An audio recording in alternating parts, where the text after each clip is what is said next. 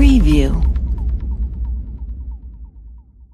Republicans are still reeling a day after President Donald Trump's commenced Trump's aides privately expressed indignation at the derailed news conference. CNN Republican lawmakers and administration aides found themselves again Wednesday weighing the costs and benefits of remaining loyal to President Donald Trump, whose equivocal statements about neo-Nazis and white supremacists marked a dramatic shift in presidential rhetoric.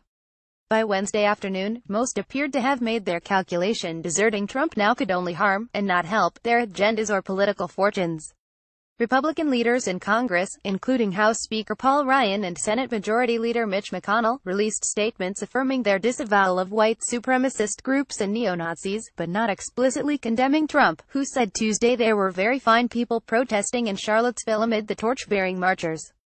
Within the White House, Trump's aides privately expressed indignation at the derailed news conference, which unraveled on cable television Tuesday afternoon and has been replayed endlessly since. But they, too, stopped short of declaring their consternation publicly, determined instead to remain focused on their agenda and keep the president occupied. Trump himself has remained largely silent on the matter. But inside the glassed-in confines of Trump Tower, where he remained inside for nearly 2 days straight, the president was defiant in the wake of the ensuing backlash, according to two people who visited the building on Wednesday. "He's plunging forward without regret," one of those people said, firmly believing the media and East Coast elites are unfairly hyperventilating about the Charlottesville remarks. The two people said it is similar to the posture he took during challenging moments of his winning presidential campaign. Some Trump aides described themselves as shocked at the president's remarks. But the more common sentiment Wednesday was dismay at Trump's words, but also at his repeated inability to remain on the intended message. For many of the operatives and policy experts who signed on to work for the Republican president, it was a familiar feeling. There have been stumbles and setbacks throughout Trump's presidency that prompted head shaking and grumbles from even the most unwavering aides. The shadows this week are darker, the advisors concede, with a greater chance of obscuring whatever message the president hopes to advance as he returns to Washington from his working vacation next week. No signs of departures from Trump world, but despite those anxieties, there have been no signs of defections from Trump's inner circle. As of Wednesday afternoon, no members of Trump's administration, including high-profile Jewish advisors Gary Cohn and Jared Kushner, announced they were resigning. Instead, officials described a heads-down attitude among Trump's staff, despite the growing controversy. White House Chief of Staff John Kelly, who watched grimly as Trump held forth in the lobby of Trump Tower, was frustrated at how Trump's appearance played out, including the president's unplanned decision to take questions, a person familiar with the matter said Tuesday. But a day later, Kelly has urged staffers to remain focused on their work rather than stew in recriminations about the press conference gone wrong, one official said. "We have work to do and we're going to do it," said one administration official when asked about the mood inside the White House.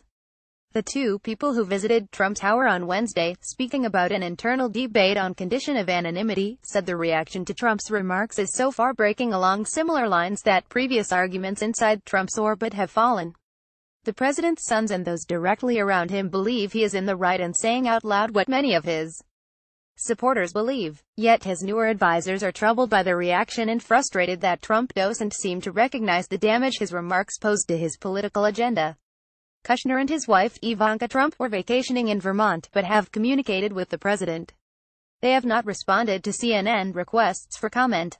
First Lady Melania Trump was at Trump's golf resort in Bedminster, New Jersey, during the press conference and remains there. Cohn was enraged at having to stand at the president's side during his statement, an associate of his told CNN. By Wednesday, however, his anger gave way to being disappointed and embarrassed in the wake of the brutal news coverage. This friend said he wouldn't be surprised if Cohn quit but doesn't believe he has made a decision and could also very well stay. Mark Short, the White House Legislative Affairs Director, was on Capitol Hill Wednesday afternoon on a previously scheduled visit, talking about Trump's agenda and the plan for September. And Stephen Miller, Trump's policy advisor and speechwriter, hosted a mid-morning conference call with conservative operatives and some Capitol Hill aides to discuss Trump's upcoming legislative agenda, a person familiar with the matter said. Miller warned those who joined the call not to stray from his intended topics, which didn't include the president's remarks about Charlottesville. Trying to move on, attempting forward momentum, the White House announced Trump would travel Friday to Camp David, the presidential retreat in Maryland's Catoctin Mountains, to meet with members of his national security team to discuss strategy in Afghanistan. Vice President Mike Pence, traveling in South America, said he was cutting his trip short to join Trump at Camp David. But he, too, offered only support for the president. The president has been clear on this tragedy and so have I, Pence said during an appearance alongside Chile's president. I spoke at length about this heartbreaking situation on Sunday night in Colombia and I stand with the president and I stand by those words. On Wednesday morning, however, there were virtually no voices backing Trump on morning television, despite a document circulated by the White House on Tuesday evening providing talking points to regular surrogates for the president. Everything will be harder now, a senior White House official said, but dismissed the flood of apocalyptic suggestions from observers of both parties. In Congress, most Republican lawmakers appeared cautious in their approach to Trump's remarks.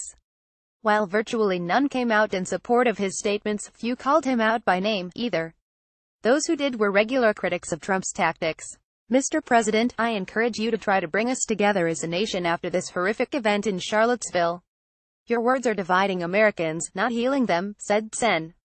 Lindsey Graham, the South Carolina Republican who ran against Trump for the GOP presidential nomination in 2016, after a high-profile failure to repeal the Affordable Care Act, congressional Republicans and the White House are under pressure to deliver on promises to reform the U.S. tax system and advance an infrastructure package, items that will require some element of cooperation between the White House and Capitol Hill. More pressing is next month's deadline to raise the nation's debt ceiling, which will require Republican congressional leaders to both wrangle their own members, some of whom want to pair the increase with spending reforms, and to reach an agreement with Trump. Failure to strike a deal would cause the nation to default on its debts, roiling financial markets and causing catastrophic effects on the economy, a potential outcome that has some lawmakers, including McConnell, wary of overly harsh treatment of Trump. McConnell was privately upset with the president's handling of the episode, according to a source close to the Republican leader. The source said McConnell was deeply concerned that Trump is reopening long-festering racial tensions, something that could fan the flames ahead of demonstrations expected this month in Lexington, Kentucky. McConnell, who released a statement Wednesday that declared there are no good neo-Nazis but stopped short of criticizing Trump by name, is taking a cautious approach after Trump lashed the GOP leader repeatedly last week, according to the source. McConnell, the source said, did not want to immediately attack Trump for fear that it would look like retribution for their fight last week.